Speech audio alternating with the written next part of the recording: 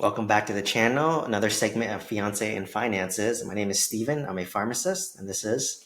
Christine, I'm also a pharmacist. So, we both invest in real estate and invest in general. So, today I want to talk about our biggest money fight.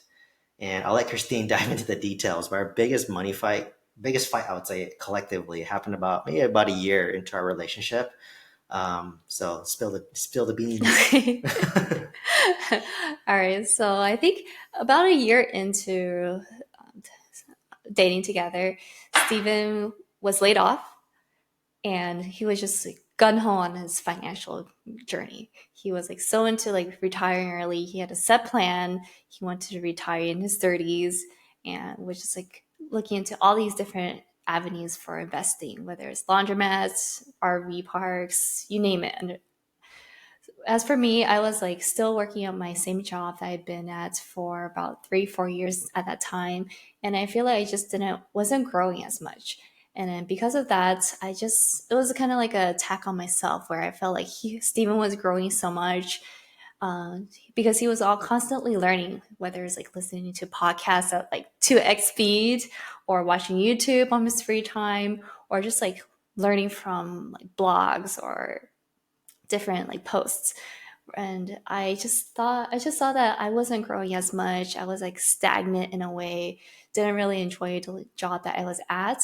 And because of that, I just saw that, oh, like Steven wasn't like the same person that I knew anymore, just because he was just so different from when I first met him. He was just learning a lot more. He was on his financial journey. I just felt like he was kind of like going on it without me. And because of that, we got in a huge fight. I didn't know where he was going at that point. Like we were just like diverging into two different roads. And that was kind of scary for me. I was just like, I'm probably going to be left behind. We're probably going to break up because we weren't on the same page. How did you feel about it, Stephen?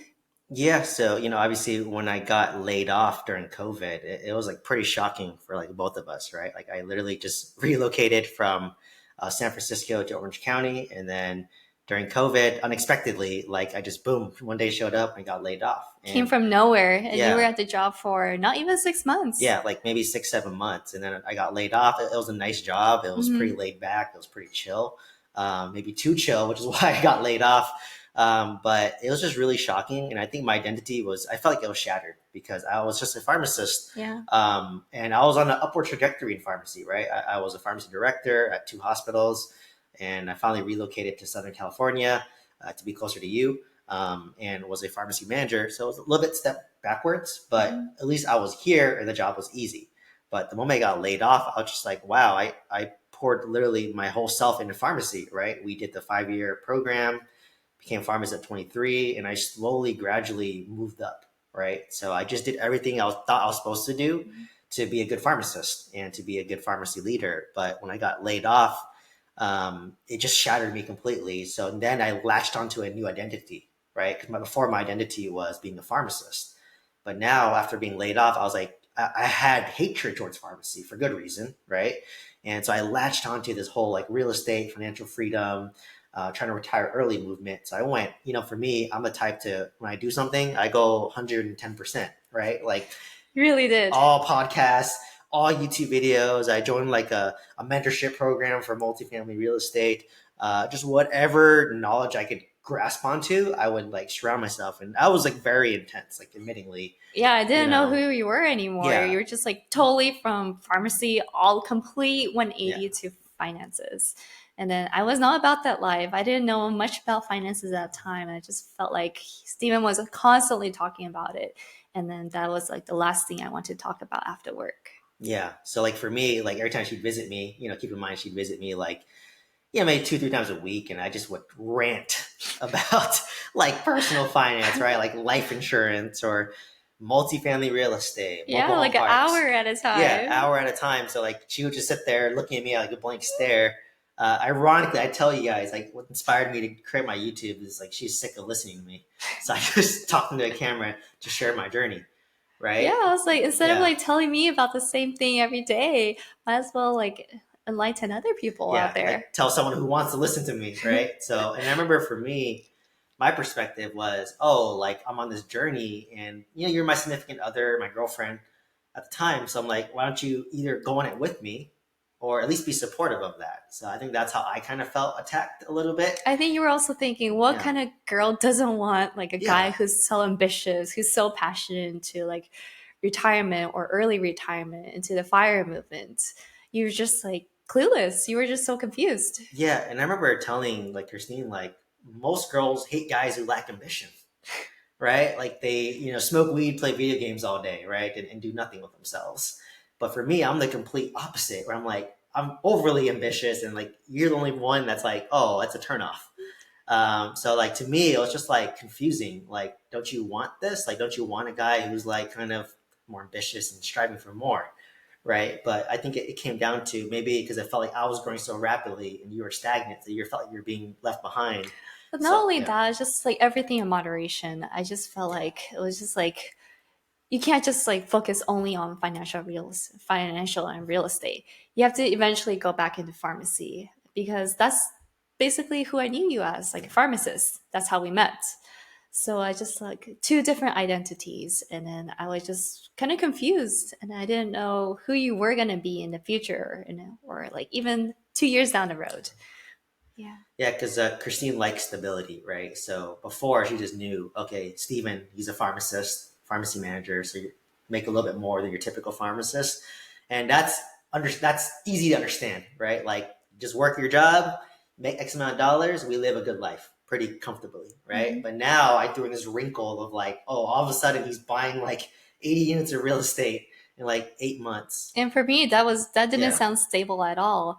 It just sounded like it could go flop in any time. yeah. Like I could have, if I didn't do it correctly, lost money too, right? Like Yeah. so I see her perspective And where that was like, also like during COVID where everyone was getting into something like that, whether it's Airbnb or like anything, even crypto was like, even was crypto. NFTs are like Yes. hot during that point. Yes. So like she just saw me like doing a bunch of crazy businesses that like she was like opposed to for good reason. I might end up did losing money on those. And I lost on my mobile home park too, which she saw me buy. I remember I tried to convince her to do it, and finally she was like, you know what, just do it. It makes sense. But once I sold it for a loss, she was like, oh, I told you. I told you so. Right. So like, but thanks to me losing money on that deal, and it gave me a lot of clarity and made me more realistic, where now I'm kind of somewhere in the middle now, where I went from all pharmacy into all real estate. And once you get slapped in the face a couple times from real estate, now I'm like, okay, I'm balancing pharmacy and real estate now in a more realistic kind of pace, right? So I feel like that's how I kind of grew and developed over those 3 years, I would say, where I went really extreme towards real Mhm. estate. And then I think Christine also like learned a lot about herself and what she wants. I think to just being going along with me for the ride. Yeah. But especially now in hindsight, like I totally understand why you went through the whole path of avoiding pharmacy and going all into real estate.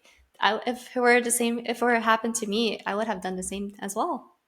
Yeah, like to me, I was just like, oh, like I didn't want to depend on pharmacy as an income, right? Obviously, if I get laid off, I mean, there are jobs out there. I could have gotten a job, like, but Hmm. it was kind of an interesting pause point for me to be like, so what else can I do, or what else are we truly passionate about, right? Like, so that's what was kind of an exploration phase for me, and the way I saw it too was like, this is the only phase of my life where I can take this risk, right? Hmm. Because if I had kids and a family, obviously I wouldn't take that risk. I wouldn't buy a mobile home park and get an RV park under contract after that and do all these crazy things. I kind of wanted to get it out of my system, to be honest, so that I would live with like no regrets. At least that was kind of my mindset. Definitely.